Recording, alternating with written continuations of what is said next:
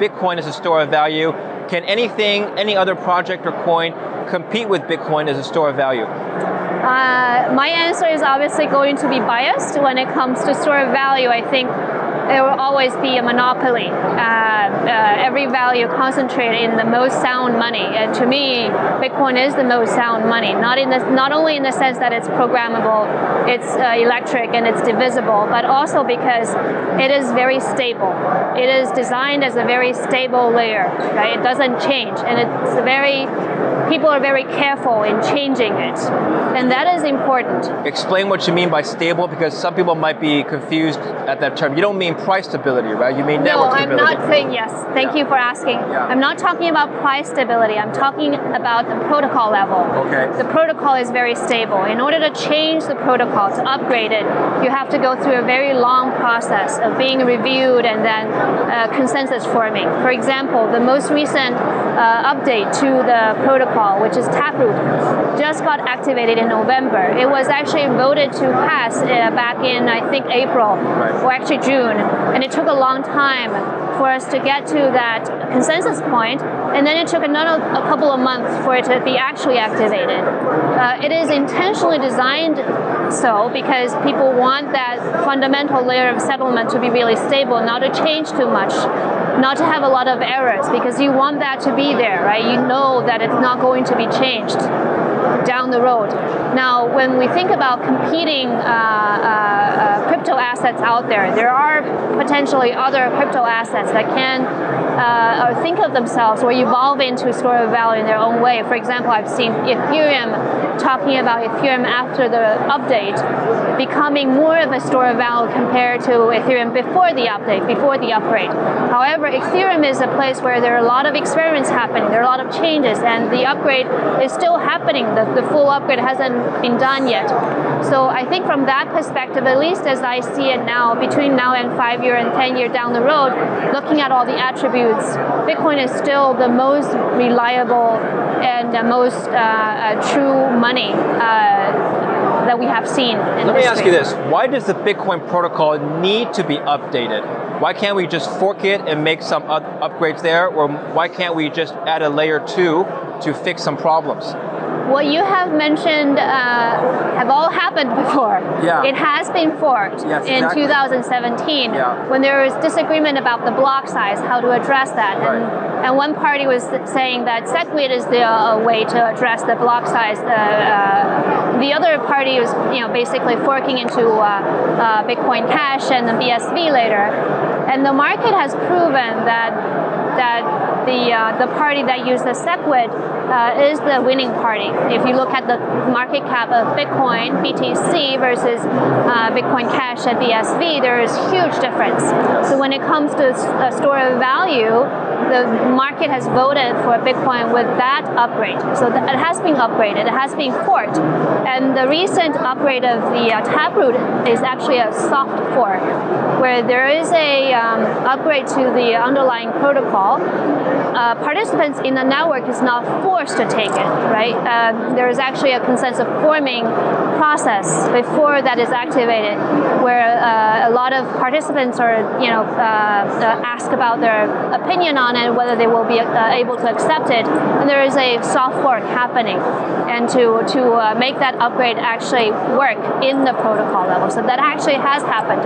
And there is also a second layer being developed on Bitcoin, which is Lightning Network. Yes. That has been happening for many years, and only recently in this year, the Lightning started to actually gather more momentum, as we are seeing with the El Salvador news, with all the Lightning and Twitter adopting Lightning tipping capability and all the other stuff.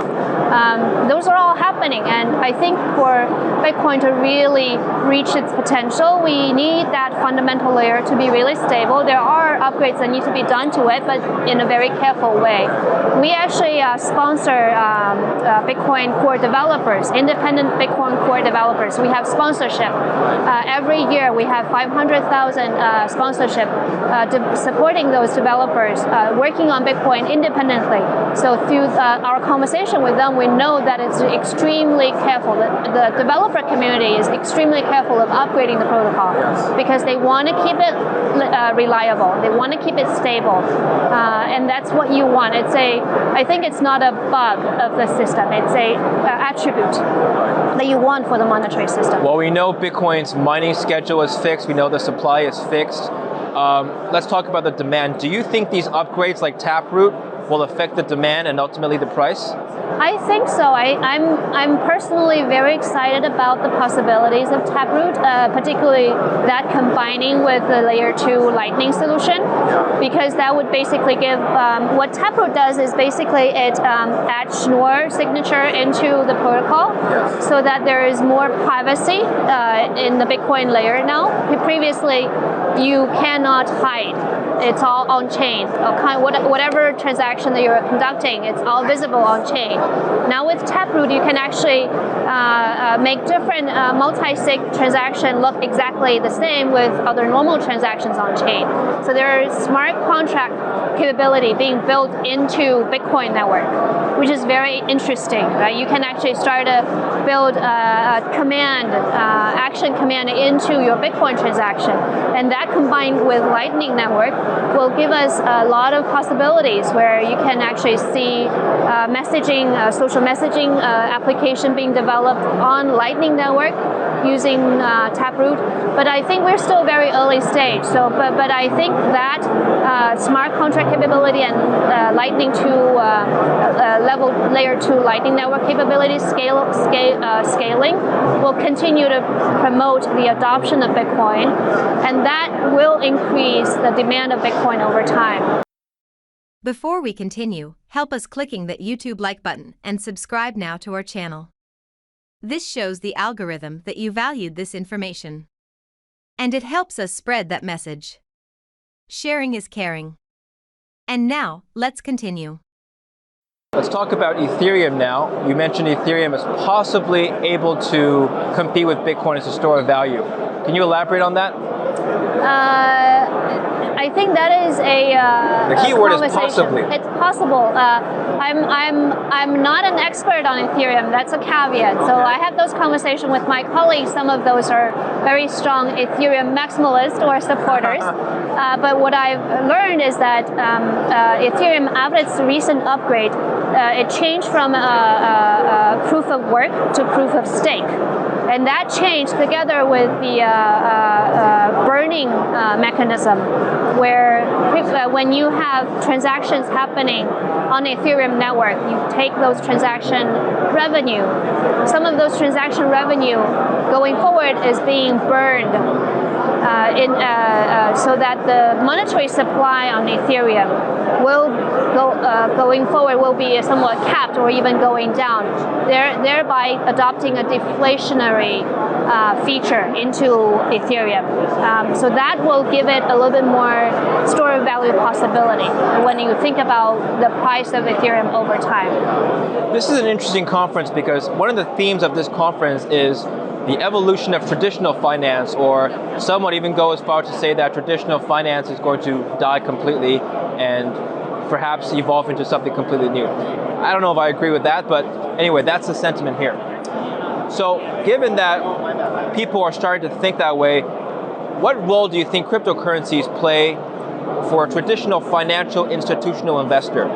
So suppose you have a fund manager who's 60% stocks, 40% bonds, and now they're thinking about investing into cryptos and allocating a portion of the portfolio into cryptos. Is that as a leverage play on stocks? Is that as a hedge against stocks? Is that as a risk off play? What's the mentality there of buying cryptos? I think for institutional investors, it's not a question of whether they have allocation into crypto assets at this point. It's about how, right? How much you want to invest, where you want to allocate your crypto allocation. And different institutional investors may have different angles. Some may look at the inflation hedging and put more into Bitcoin. Some may take on a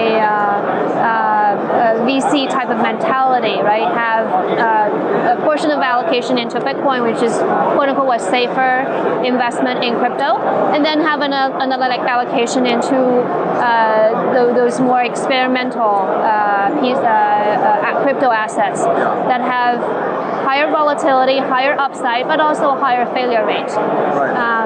So it really depends. I think just like retail investors who will have their own risk appetite, their own investment goal, institutional investors will also have different allocations based on their risk appetite and how they assess the risk reward. I understand. That's a good point. It's not a matter of if they're going to invest, it's a matter of how.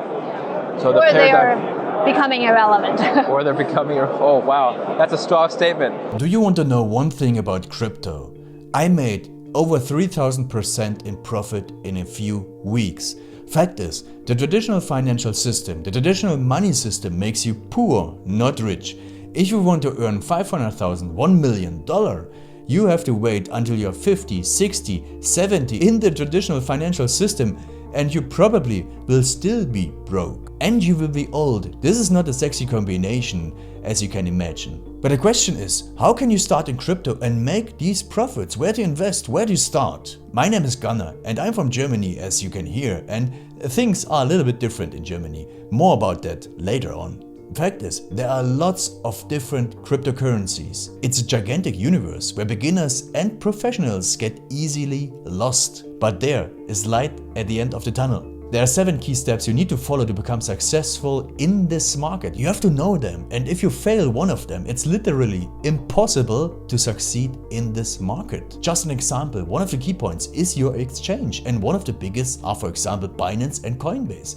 These are trusted and well-established exchanges, but, and this is a big but, you won't find the super profitable coins on those exchanges. The unknown super profitable coins that get gigantic profits are not traded on those kind of exchanges. They are traded on much smaller insider platforms that are barely known. And I can tell you what those super secret exchanges are and why they are so profitable. And another super important thing are the right information sources. The point is, the internet is gigantic. There are hundreds and hundreds of YouTube channels, blogs, pages, and much more. And there are also market makers and influencers. For example, Elon Musk, he is not a crypto guy, but the moment he recommended Dogecoin, it went through the roof, to the moon, so to say. But why did he recommend it?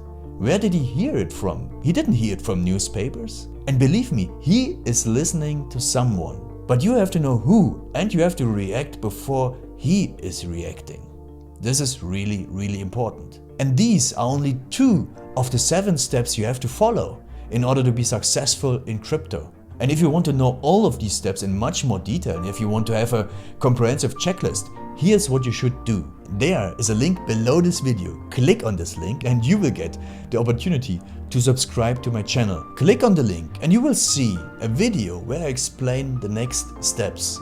So see you soon. Click on the link now. I'll see you there.